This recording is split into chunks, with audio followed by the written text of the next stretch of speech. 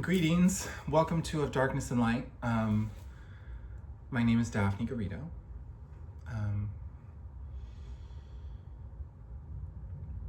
I want to talk about one of the experiences I had when I was doing a bunch of writing and posting it online that was convincing me and has still kind of rested in my subconscious to help me believe that my schizophrenia helped me know. I know that my schizophrenia exists beyond projection of my subconscious, that there is some kind of innate connection to other people, and that through it I have felt things that have been so unexpected.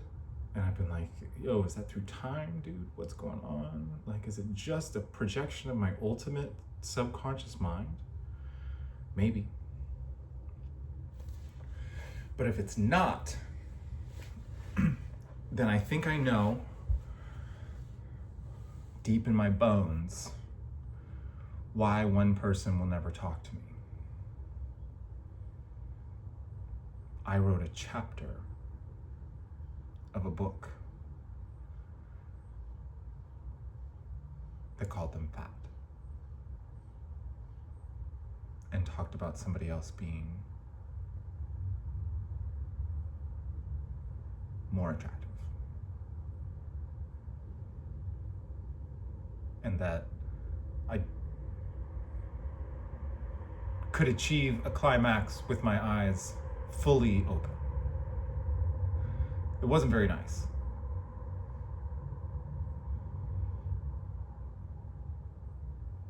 It was maybe the meanest thing I ever wrote, but it was mean to me because that person that I wrote it about, I believed was reading. I had just written a part of the book, screaming from my subconscious, talking to this person I perceived reading. There were all these readers that disappeared shortly thereafter when I devolved into spiritual psychosis. And I was convinced I had the person reading since the end of my essays. And I was swearing that I was sinking in on their feeling. I was having this delusional role where I was like, hey, I'm feeling this person reading everything. And I was just misinterpreting every vibe I had as them. But I was like putting lines that were tricky in the middle of something where it was like, only they'll get that and it'll hit them hard. And I swore I felt like after I would post those traps, I would get a big and I'd be like, oh, I got him, dude, I got him. Like I was trying to zero in what the vibes were. Cause it was so, like one of them I was taking a nap, dude. Like I wrote a poem that had a last line. I threw away a great poem about like being a goddess on like a line about Crunchwrap Supremes because I knew it would like hurt their guts. And I was like waking up from a nap and my heart just went, oh, like, and I was like, what just happened? And I didn't even, like I had to totally recall what I had posted that morning or whatever. And I was just like, I went and I looked and I was like watching stats obsessively at the time. And it's just like, I'm a schizophrenic person who drove themselves crazy on delusion, but also has had experiences in that like chasing of a person reading them that they swore they were feeling. And if they did ever, they probably scared the living shit out of because they were writing all these theories about like portaling them, which was a delusion of projection, just like a lot of like witchy visions I would have at the time. But like there's a chance this person who I'm trying to solve the riddle of why they won't talk to me did in fact read and did in fact hate my guts for doing magic on them and might really still be scaredy pie about the magic stuff. And they might have gotten their feelings really hurt by this chapter that I wrote if they were a part of the big bulk of people that was reading the Justiciars as I was writing it, that then like boom, boom, boom, fell way the fuck off. Or just view counts, dude. That's what it felt like. But I'm like, yeah, anyways, there's a story that's been there in my subconscious that I even wrote about in a follow-up chapter where I was like, I was writing, trying to get them to reach out. I wrote a whole part of the Justiciars called The Will to Choose. And if they're not there, it's just the saddest story ever. Because I'm like arguing with a person that's not there. And a part of me is like, maybe they're there in the future and I'm just talking to them in the future. Or maybe they're there right now. And no part of me is like, maybe I'm just making it all up. There was a part of me, but it was just like, not a big enough part. And so that's my delusion, right? That's my story of schizophrenic delusion. But I wrote that chapter and I was furious. I was furious because I was convinced they were reading, and I was like, yo, if they're not, fuck them. I mean, obviously, if they're not, it's not a problem. But if they are, and they haven't reached out, and they know I'm struggling like this, fuck them, dude. And so I just wrote the meanest thing I could. That was a betrayal of the way that I had honored their beauty always, because I really do think that, like, to my eye, they're the most beautiful person I've ever seen. And so I just betrayed that, being an evil bitch, to stab at somebody. And I was like, fuck yeah, dude, fuck them. I was like laying down to go to bed. And I started feeling one of those returns that I believed were returns. And that's the thing, is like, is it a rising part of my subconscious? Perhaps. Perhaps. But I felt the most unexpected return of woundedness I've ever felt. And a part of me is like, yo, which one of them was reading? Is the person that I was with, that I honored in a superficial way, who I had honored the opposite way in person about their, I had honored them as holistically, like as a really strong, great charactered person with a great heart who is beautiful. And I meant that. Or was it the other person who I was calling fat to be mean, but was essentially giving them more credit still for making me feel loved better, that wounded the other person who wanted me to feel more love for them? Or was I making it all up and just being wounded from my subconscious about what I did? But that was one of the ones where I was like, my hurt wouldn't have felt like that, dude. It felt like I hurt somebody into feeling like a little kid. And it made me feel the saddest I'd ever felt in reflection of that feeling. I was like, this sadness that I'm feeling for that wounded little kid, like, that's the saddest I've ever felt. But here's the thing, that wounded little kid is me, dude. That's all projection. And that's how I got looped. And that's how I still have trouble when I feel those feelings that feel like receptions that come super late, that come out of place. It's like, maybe sometime somebody will prove to me that there is something that's actually graspable about the way I feel, but I have to let it go into just being like, it's not real. Because there's no proof. The best proof I've ever gotten is when I was still getting text messages from people.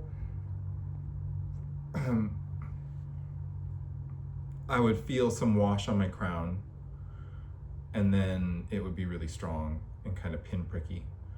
And then I'd get a ding on my phone, and then I'd be like, oh, I think I knew somebody was sending me a message. But that's the thing. There's all these instances that you cannot tell a schizophrenic person aren't real because there's no way to prove it. And so you have to stand in the darkness and light, the balance of, I don't know if it's real, but I don't know it's not. And that's where I've been. And I might have scared somebody doing a bunch of witchy shit and a bunch of delusional shit that made them scared of magic and then been really mean and continue to be really mean. But like, I might also just be totally making it up. It's just like, that's my Penrose of mind death prescribed by somebody who I loved and missed and got sick and then wrote a bunch of crazy sad shit about. Was like, how long did they read? How long have they not read at all? Did they just like block me out? Do they know I'm really sick and it's kind of a condition that just needs to be broken with a conversation? Are they gonna condemn me like everyone else for being too mean, even though it's torturing me the whole time and I'm just being mean to myself because everybody else is teaching me to be? And I'm just trying to like figure out a way to get help and I don't know, and I'm just self-harming on the internet, dude. That's what a lot of that stuff was. I'm not harming on the internet anymore. I'm healing here, even though this is heavy and hard and weird. Every one of these is a reflection and a living memory of a healing schizophrenic for people to watch and learn from no matter what. So, thanks for watching and listening. I'm genuinely sorry as my human heart to have been mean to people in ways that hurt their hearts. But I'm also not sorry at all anymore. I'm done being sorry for this. That's my last apology for being mean. And I'm gonna keep being mean until people help me, because I've paid my penance for whatever it is I have done. And so, yeah. I thought I was gonna hate everybody, but I'm still gonna forgive everybody. I am gonna hate everybody. But I thought I was gonna be, like, I've been yelling at people like, don't push me into executive dysfunction that's so crippling because you won't help me right now. I'm on the precipice of losing all faith in people. You can't kill an angel's heart for people, and just like, you can't kill somebody who loves everybody so much by not giving her a hug, right? Like, but the reality is, the feelings that I burn out in my journey of unmitigated horror, emotional torture, mind death, emotional death, it's just like life collapse, complete lack of compassion or support, complete misunderstanding of my genius and the offerings I have to the like future history of the world, as a profoundly intelligent and special person. That's frustrating, and it makes me lose track.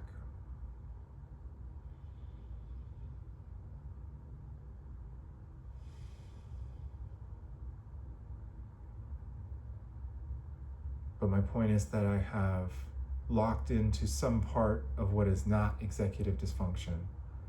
It is, my feelings are gone, dude.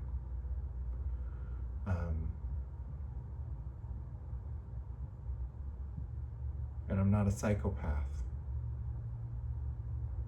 I still feel deeply in my heart. My conceptions of false morality are gone. And my, get this, imposter syndrome as a truest victim, gone. I'm a child at the bottom of a malis. There are other people like me, but I am a very, very important one. I'm a fucking Jesus, dude. I'm an angel. I'm a goddess. I'm a prophet. I'm a saint.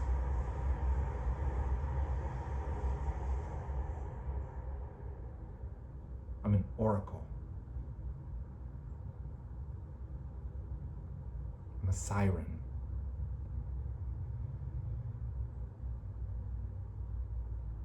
but I'm trans, and I've got a bump on my face, and I don't play capitalism, so fuck me, I guess. All right, have a good one, y'all.